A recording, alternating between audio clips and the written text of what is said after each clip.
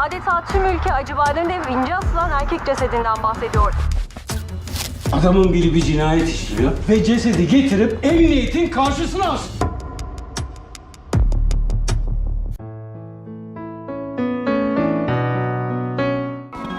Hola, di episode potongan sinema kali ini, saya akan membahas alur cerita film berjudul Grudge.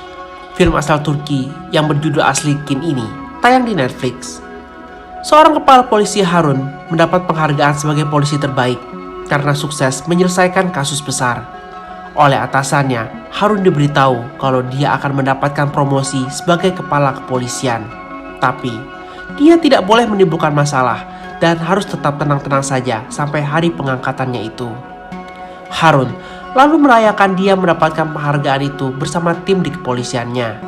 Setelah selesai makan dan minum-minum, mereka semua pulang. Harun menyewa taksi.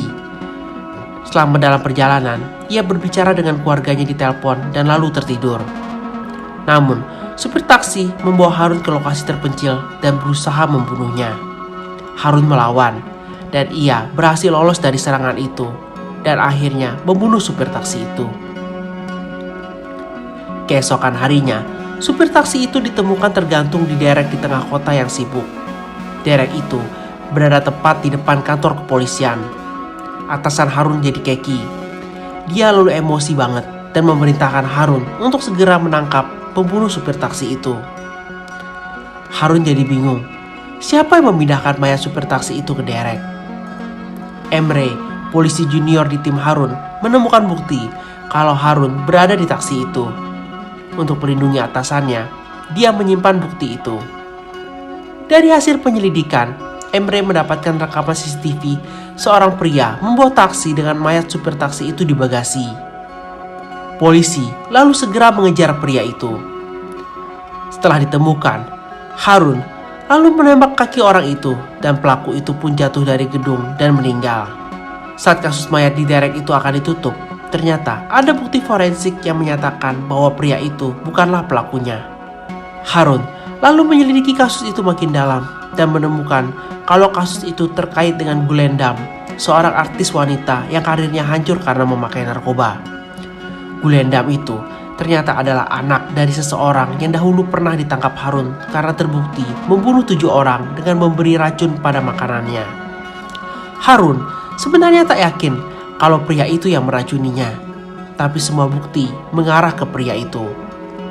Oleh Gulendam, Harun dan para polisi lainnya yang terlibat di kasus ayahnya itu harus dihabisi karena dianggap telah menghancurkan keluarganya.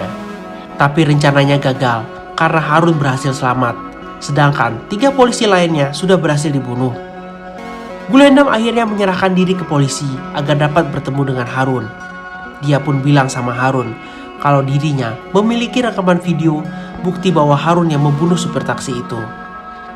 Kalau Harun mau video itu tak beredar, dia harus membunuh atasannya yang juga bertanggung jawab atas kasus ayahnya itu. Harun tentu saja menolaknya. Atasan Harun akhirnya dihabisi sendiri oleh Gulendam.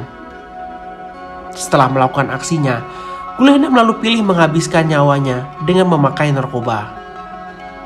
Ternyata dalam aksinya, Gulendam tidak sendiri.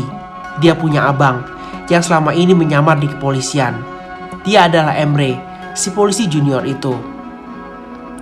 Saat Harun mau menangkap Emre, polisi junior itu malah menghabisi nyawanya sendiri dengan peluru dari sebuah pistol.